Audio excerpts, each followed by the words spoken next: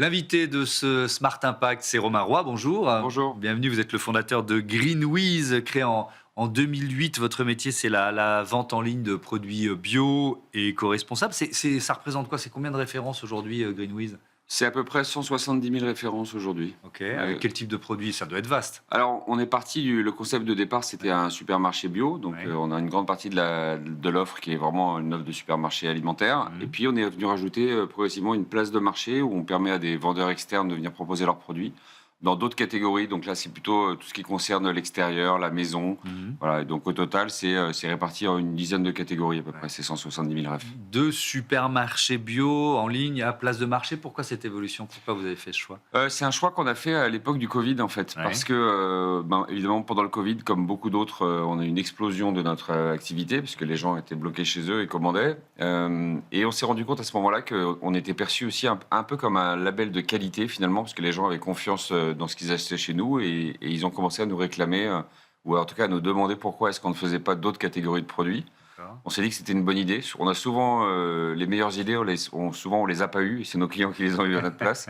Et donc on les a écoutés et on a lancé cette place de marché. Avec justement cet enjeu de crédibilité. C'est-à-dire, si vous êtes une marque référencée, reconnue par les clients, il faut que celles et ceux qui viennent sur cette place de marché, vous les ayez quoi, adoubés en quelque sorte? Oui, c'est sûr que ça implique d'avoir un cahier des charges relativement strict. Ouais. C'est ce qui d'ailleurs fait la singularité aussi de notre site, c'est que 170 000 références, ça peut paraître énorme à première vue. Mhm. Mais si vous comparez avec des places de marché généralistes, souvent c'est en millions de références que vous allez trouver. Donc nous, on ne peut pas faire ça, parce que notre cahier des charges est tellement rigoureux et spécifique que finalement ça limite un peu le référencement, et c'est pour ça qu'on est que à 170 000 références. Vous êtes aussi une sorte de vigie du marché du bio.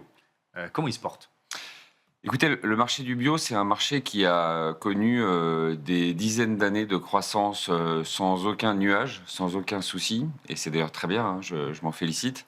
Et donc c'est un marché qui a beaucoup souffert au moment où, pour la première fois de son histoire, il a ralenti.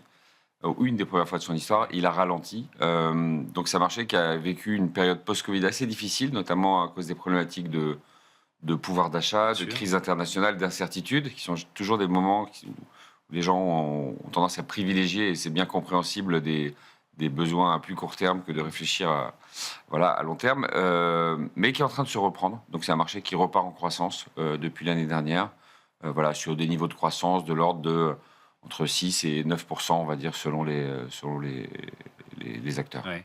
Vous avez créé un podcast, alors c'est intéressant, étonnant, intitulé Feuille de route. Déjà, pourquoi vous avez ressenti ce besoin? Alors, il se trouve que, de par mon métier, j'ai eu la chance d'être en contact avec énormément de personnes engagées de différentes façons, et que j'ai toujours été fasciné en fait par cet engagement, et aussi toujours voulu comprendre en fait ce qui faisait que les gens un jour s'engageaient et se lançaient dans cette voie-là. Et donc, je me suis dit, pourquoi pas en faire partager aux autres un peu le. Vous faites mon métier en quelque sorte. Oui, mais alors beaucoup moins bien, évidemment. Ça, je crois pas. Mais qui vous avez invité?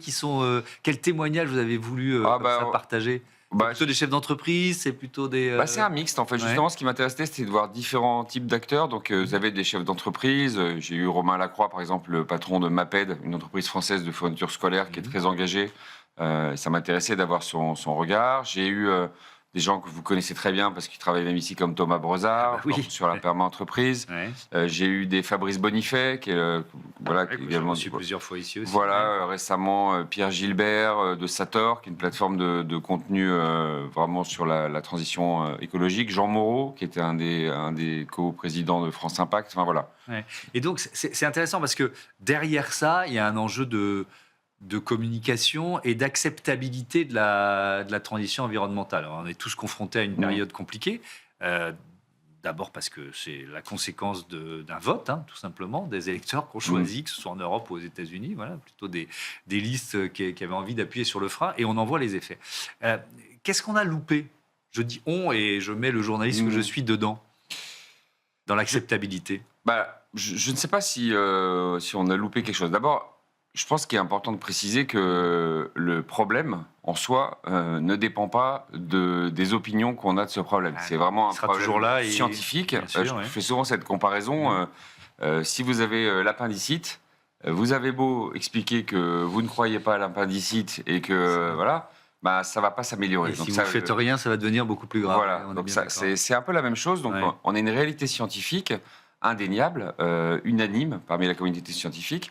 Et donc on a une situation. Après, ce qui se passe, c'est que bien entendu, on ne vit pas dans un monde de verre, et donc il y a un contexte de crise internationale, il y a un contexte d'incertitude qui fait que les gens souvent reviennent à leurs besoins de façon assez court-termiste. Et vous avez évidemment un opportunisme politique qui vient là-dessus et qui vient jouer un peu sur ces peurs, ces frayeurs pour essayer de pousser d'autres thématiques, d'autres arguments. Donc ça, c'est le contexte politique.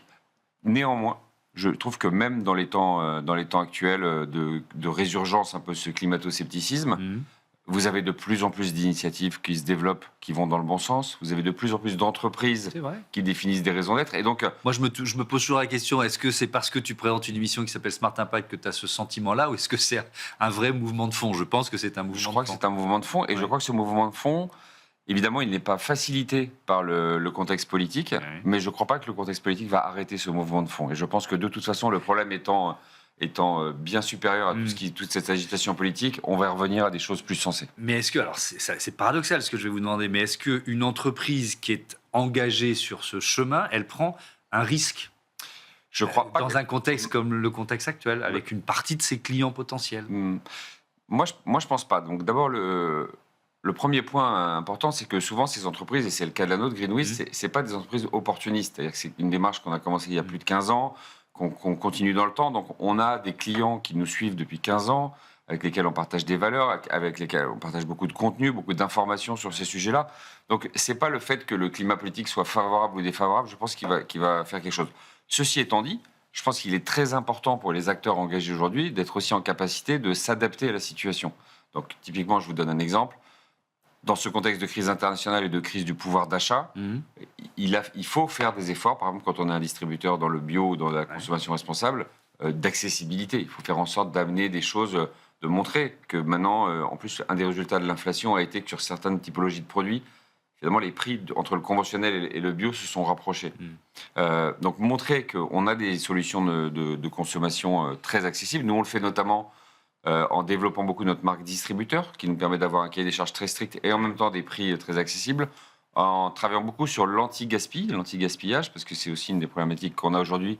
Et on peut faire à la fois un geste environnemental en limitant le gaspillage, tout en offrant du coup des produits de façon très accessible aux clients. Donc aussi, on a un enjeu de fidélisation, je pense, pour tous les acteurs engagés. C'est-à-dire comment est-ce qu'on fait justement pour ne pas perdre ses clients, un peu ce que vous venez d'évoquer.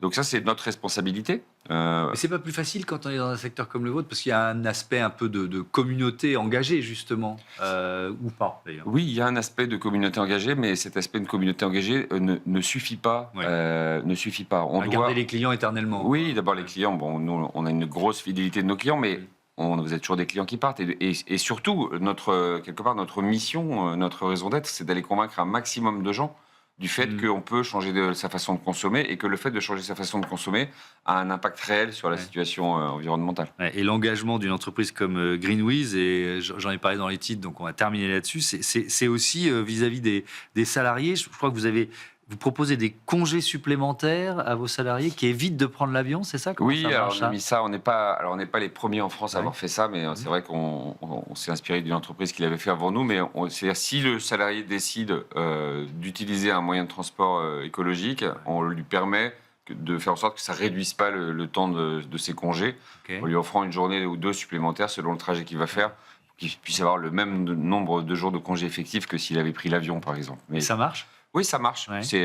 Ça marche, oui. Il y a quelques salariés. C'est pas massif parce que il se trouve qu'on a une population de salariés qui, naturellement, avait déjà une propension à partir en vacances en train ou à partir pas loin, mais ça marche. Ouais. Et il y a d'autres aspects comme ça de votre politique RH, finalement, qui traduit cet engagement? Oui, alors... On se méfie un peu des pratiques RH à l'américaine. Voilà, on va être sympa, on va mettre un baby et un billard. On ne croit pas que ça se joue là-dessus. Par contre, on essaie de faire en sorte d'avoir un engagement qui soit partagé et une vision qui soit partagée par l'ensemble de l'entreprise. Donc, on va plutôt vers des initiatives. Alors, celle-ci, c'est qui est un peu pour moi un peu gadget, mais par exemple, on offre des jours de mécénat aux salariés pour qu'ils puissent aller travailler soit tout seuls, soit en groupe, dans des projets associatifs qui leur tiennent à cœur. et qui sont liées en général à des thématiques environnementales.